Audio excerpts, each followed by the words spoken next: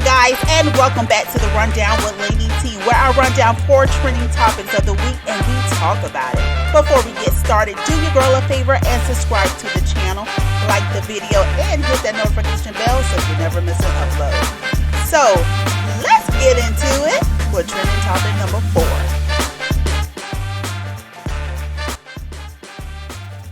Jonathan Major was set to have this big year in 2023 thanks to the releases of Creed 3 and Ant-Man and the Wasp: Quantumania, pulling in a collective $745 million.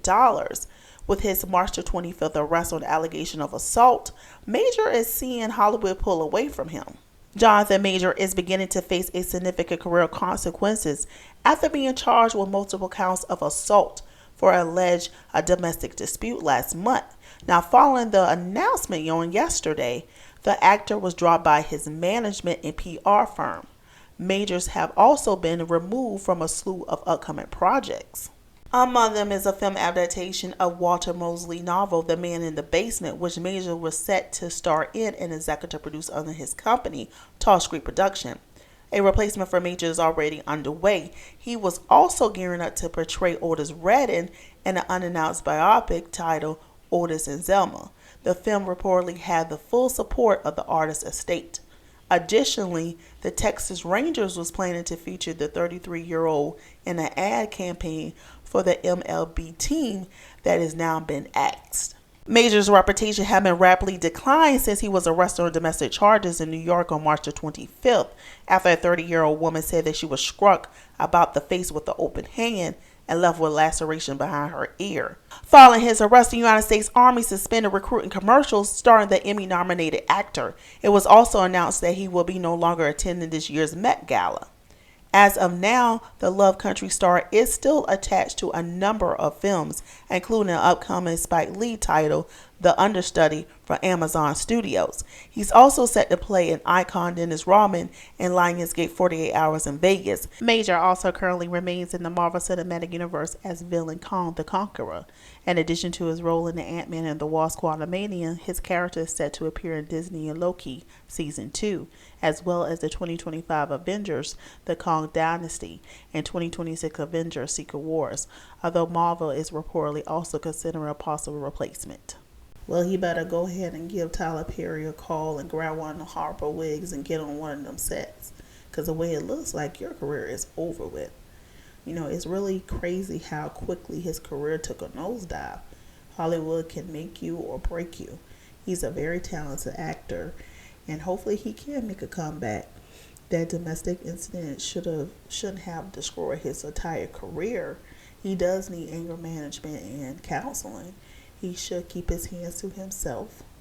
And it's crazy how Hollywood can turn a blind eye to some and not others and keep abusers and pedophiles around. Number 3. One of the surviving members of the deadly kidnapping in Mexico, which led to the international news coverage, was arrested on Saturday in connection to a February incident. Online records stated that Latavia McGee was charged with contributing to the delinquency of a minor.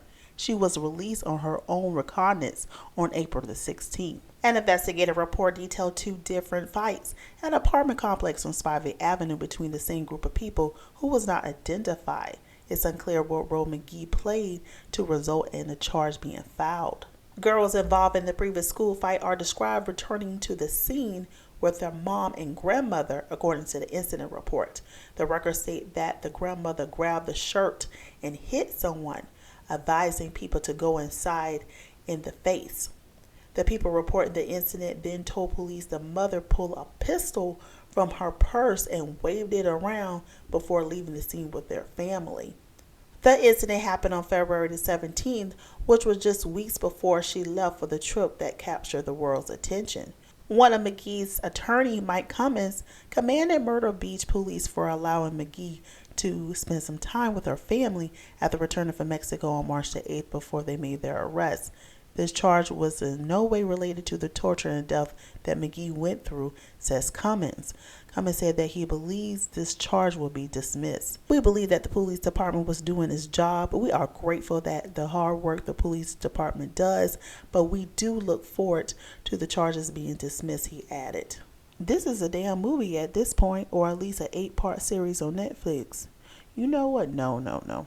She needs to be on Tubi. Yeah, she deserved to be on Tubi. Original. Bad decision after bad decision. You took a child to another child place to fight. I mean, she just a bird. And I still believe that Mexico trip was a drug deal that gone wrong. What female is going to travel with 3 men for a plastic surgery procedure? After that procedure like that, you don't want no man to see you in that type of condition. You're bloody, you're drowsy, you're nude. The ordeal that she went through in Mexico, you would have think that she'd be in somebody's church house or at the Bible study on Wednesday, on her knees thinking to God every second, minute, hour, and a day. Ladies, stay out of trouble and get your stuff together. Number 2. Actor and R&B singer Marques Houston made headlines in 2020 when at the age of 38 he was engaged to a 19-year-old and publicly defended online criticism of their age gap. She's now 22 and he's 41, and they welcomed their first child in 2021. Now, during a recent interview, he says that women of his own age came with too much baggage. A red flag for me was and always with a woman that had a kid, he said. Nothing against single women, but single mothers with children are a red flag for me. Houston met his wife Maya Dickey in 2018 through a mutual friend. I tip my hat and respect women that are raising children on their own, but when I grew up, I never really wanted to have children. He elaborated, I would talk to my dad a lot, and he will always tell me to have my own kids because you never know what the baby daddies are about. So if you're going to have kids, make sure it is with a woman that never had kids. So that was always my red flag. And a woman with an attitude. I don't like women with funky attitudes. I'm 41, she's 22. I couldn't marry a 44-year-old woman, and it couldn't have been a disaster, the singer has said. He added of finding the right woman, there's a lot of women my age I've dated. They may have baggage. They have kids, they may not. There are so many different women I have been with throughout my life, and it just so happened to be that this one, Maya, caught my heart. Everything I prayed for and everything that I wanted in a woman she came with. Although she was young, I am young spirit. This man's still talking. He just like Latavia from Escape. Keep talking and talking and digging yourself further in the hole they soon want to be unable to get out of. Grown men who groom minors are even a bigger red flag. You mean women your age ain't interested in whatever game you running? So you have to hang out in the local schoolhouse to find a girl? And you calling it baggage? You want someone who you can control and play these mind games with. There are women in his age group that aren't single mothers, that's not full of baggage, that's educated, they homeowners, they have careers, they have businesses, some have both. He's just trying to make an excuse for his pedophile ways. He can't hang intellectually or emotional with anyone in his age bracket. See, women his age, they're going to see through the BS. Also, if anyone has any baggage, it's him for the years we're dealing with Chris Stokes and the molestation and grooming accusations. Marques didn't need a wife. He needs a counselor or therapist. You know what's the red flag? A man laying in bed with an underage employee, or that same underage employee downplaying the child molestation, and that same child who was abused is still working with the abuser as an adult, who then married a former teen runaway who he met when she was underage. The older party does not seem mature for their own age or equal. They look at it as having a project to mold to their liking, an untainted vessel to train, because a lot of people their age ain't willing to just go along to get along and have the confidence to push back on some BS. The baggage is literally just them knowing better. All adults, him included, have baggage of some sort. He doesn't want to deal with a woman his age baggage, but expects an underage girl, young girl, to accept and deal with his. And quiet as it kept, though, depending on their upbringing and life experience, young people have a lot of baggage too. And from what has been circulating or alleged about his wife past being a runaway or whatever else she had going on, Sister girl got a lot of baggage too. Also, he could have found a Jehovah Witness woman close to his age that didn't have kids. Because there's plenty of them. And there are plenty beautiful single Jehovah Witnesses women out there. He just wanted that tenderoni there, that barely legal woman. So stop making excuses. Number 1. Andrew Lester is facing criminal charges for the shooting of Ralph Yarl, a 16-year-old high school student that was shot after knocking on the door of a wrong residence while trying to pick up his younger twin siblings. After public outcry, the charges were implemented by Clay County Prosecutor Zachary Thompson on Monday, April 18th.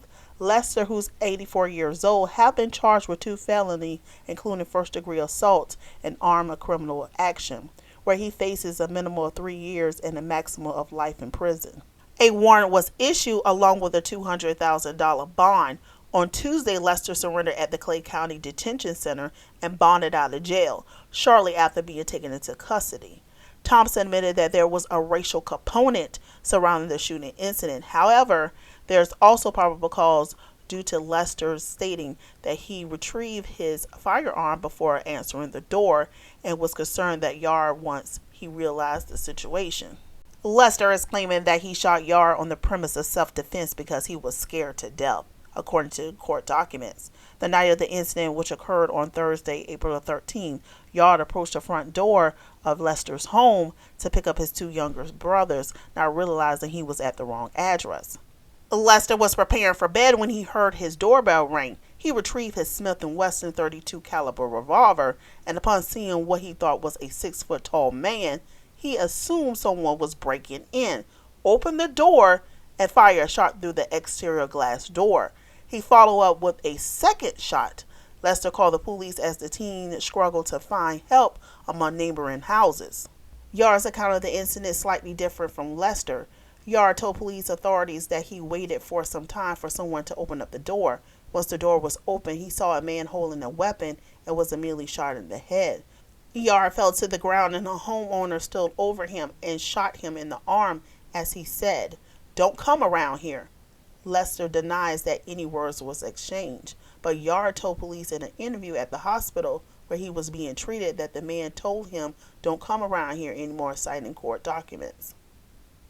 They always scared to death. He thought he seen a 6-foot-tall man. I mean, look at Ralph. He's actually a small 16-year-old, to be honest with you. He's not even 6 foot tall. And like I said, he's small. He looked like about the same size as my nephew. And my nephew's 9 years old. I mean, man, please. It's nothing but the grace of God that Ralph survived a bullet to the head and shoulder. I know he got a long road ahead of recovery, but thank God that he's alive and he's responsive to tell authorities and his family what happened. Goes to show that it wasn't his time to go. God had big plans for this young man. It's just another sad story of a great kid getting shot in a very senseless way. This was not a mistake. Why would you shoot someone in the head and in their arm, especially a teenager who was just ringing your doorbell? Now, I understand that there's a lot going on lately with people stealing cars, taking car parts, breaking into cars, stealing little things out of there, and then people breaking in the home. I understand that. Look here, I am a firm believer somebody's stealing your crap and they coming in your home, they're stealing your stuff, and you in there, protect your family at all costs. I am a big believer of that. But this young man wasn't doing that. He just was ringing the doorbell. He thought this is where his little brothers was at. And he was just coming to get his little brothers. Then you got this trigger happy old man that just assumed that this boy was coming there to steal something and just shot him. And guess what? This man here got security cameras and signs all around his property. So what he could have done was got his phone or whatever device and communicated with the boy and see what the heck was going on. Why are you here? No, you shoot first and want to communicate last. Some of these gun owners are just itching to use them.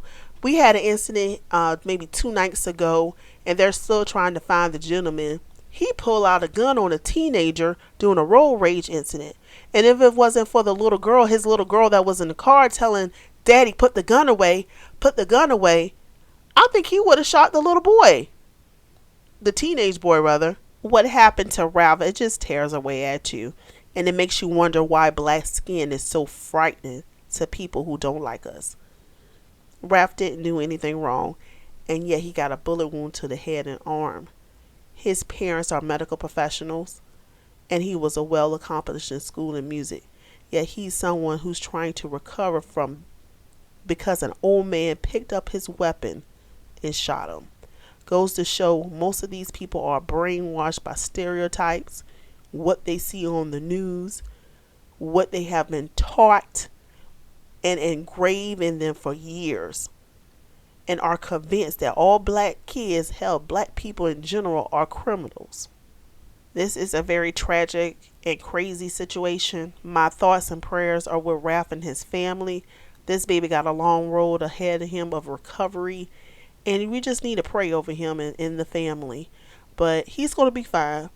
It's definitely meant for him to be here and to tell his story and to do amazing things. All right, guys, that's a wrap with the rundown with Lady T. Hope you enjoyed the show. Leave your thoughts in the comments so we can talk about it. On your way out, make sure to like the video, hit the subscribe button and notification bell so you never miss an upload. Catch you in the next video. Be blessed. Bye.